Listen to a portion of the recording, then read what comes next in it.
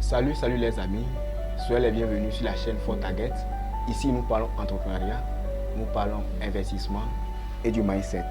Si tu es convaincu que ces trois thématiques peuvent changer ta vie, je t'invite à t'abonner pour voir régulièrement ma petite tête. Merci les amis.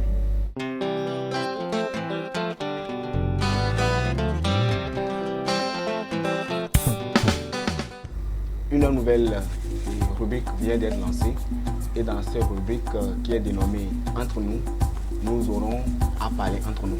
Nous aurons à parler état d'esprit.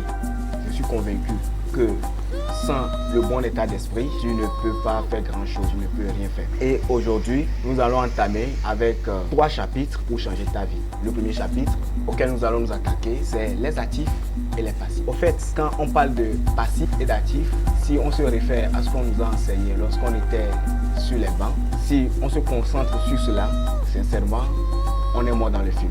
Si on veut rester dans l'optique de ce que l'école nous a montré, je le dis une fois encore, on est mort avant le début du film. Pourquoi? Quand on parle d'actif, un actif est tout ce qui te permet d'avoir des revenus. Et un passif est quelque chose qui te fait dépenser de l'argent. C'est aussi simple que ça. Un actif, c'est quelque chose qui ramène l'argent dans ta poche. Un passif, c'est quelque chose qui te fait dépenser ou bien qui fait sortir l'argent de ta poche. Il y a beaucoup de cas où nous confondons vraiment un actif et un passif. Prenons l'exemple d'un téléphone. Si ton téléphone te sert à faire du e-commerce, par exemple, si ton téléphone te sert à faire du trading ou bien ton téléphone te sert à faire du business, là, ton téléphone est un actif. Mais si dans le cas contraire, ton téléphone, il est là à te servir, à faire des selfies, et à faire du m'as-tu vu, bon, c'est moi qui ai le dernier modèle de iPhone, là, sincèrement, ton téléphone est un passif. Pourquoi je dis que c'est un passif? En ce sens que, au finish, tu auras dépensé de l'argent pour pouvoir te connecter. Il te faut de l'argent pour acheter des unités, pour te connecter sur les réseaux sociaux. Et là, sincèrement, comme tu peux le remarquer, le téléphone te fait dépenser, il ne te rapporte pas de l'argent. Donc, il faut déjà différencier, par exemple, l'actif et le passif avec le téléphone. Pareil, quelqu'un qui vient d'acquérir une moto, ta moto peut être un actif ou un passif. Si ta moto, tu le prends, supposons, tu le mets en location. Les gens viennent le louer pour faire leur petite course. Ou bien tu l'as mis à disposition pour être taxi-moto. Au moins, tu es sûr que chaque jour ou bien chaque semaine, tu as l'argent qui rentre dans ta poche. Mais si ta moto est là pour faire du bling-bling ou bien bon, pour faire du m'as-tu vu, là, ta moto te sert de passif, sincèrement, parce que en premier lieu, il faut d'abord l'argent qui sortira de ta poche pour pouvoir acquérir du carburant. Ensuite, il faut entretenir la moto et sincèrement, l'argent sortira de ta poche. Et là, ta moto te sert à quoi? Te sert vraiment comme un passif.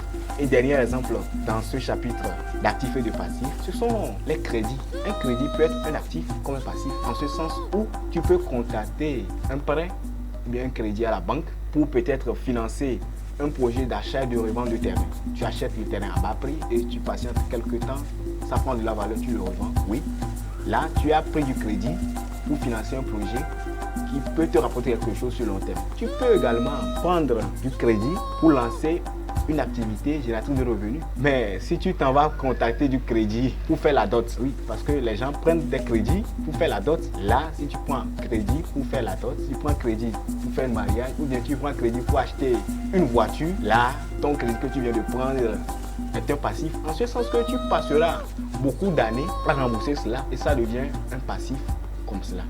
Deuxième chapitre pour changer de vie, c'est ta façon de voir le monde. En ce sens où la vie est une question de perception. Si tu crois que tu peux, tu as raison. Mais si tu crois également le contraire, tu as parfaitement raison. C'est clair, il n'y a pas un débat à ce niveau-là. Tu dois être une personne qui trouve des opportunités dans chaque circonstance. Si dans chaque circonstance, tu n'arrives pas à trouver des opportunités, c'est ceux qui trouveront des opportunités qui viendront changer ta vie. Chaque circonstance doit être une opportunité pour toi.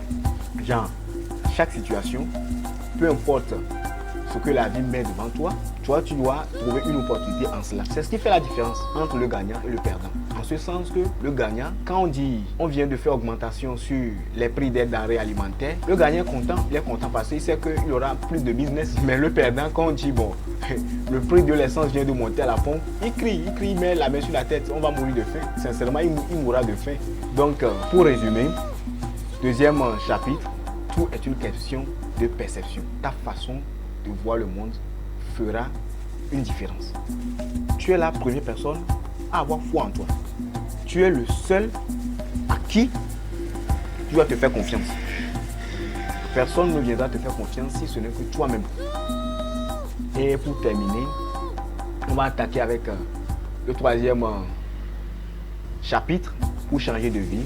Ce sont les compagnies. On dit souvent qui s'assemblent se ressemblent bien, qui se ressemblent s'assemblent bien. Peu importe si c'est qui s'assemble se ressemble, qui se ressemble s'assemble. Je ne sais pas trop, mais vous comprenez déjà. Cela voudrait dire que les oiseaux du même plumage volent ensemble. Regarde ta vie aujourd'hui et puis regarde la vie de ceux qui t'entourent. Quelle est la différence? Il n'y a pas de différence. Un exemple qui est encore plus palpable, surtout dans nos prisons ici ou bien dans nos lieux d'incarcération, quand les bandits vont ou bien les brigands ils vont là-bas, parce que dans nos prisons, il y a des grands voleurs et puis il y a des petits voleurs. Mais tu vas voir quelqu'un qui a volé juste une poule et il s'est retrouvé de l'autre côté. Pour une raison ou pour une autre, après 3 mois à la prison, quand il revient, il n'a plus l'ambition de voler des petits poules, bien des petits canards. Il pense désormais aller cambrioler, aller faire des gros braquages. Pourquoi? Parce qu'il était dans un environnement où ses compagnons de cellule, bien ses amis de tous les jours, lui parlaient de faire quoi? De faire des grands braquages. L'environnement influe sur nous. Déjà, si tu veux changer de vie, tu dois déjà changer de compagnie. Même ton quartier où tu vis, ça influe sur toi. Quelqu'un qui se trouve dans une cité aura des ambitions ou bien des aspirations différentes que quelqu'un qui habite dans un quartier qui n'est même pas localisé sur la carte de la ville. Je vous invite sincèrement à revoir ces 3 départements, à revoir ces 3 domaines de votre vie et votre vie peut changer. Merci les amis.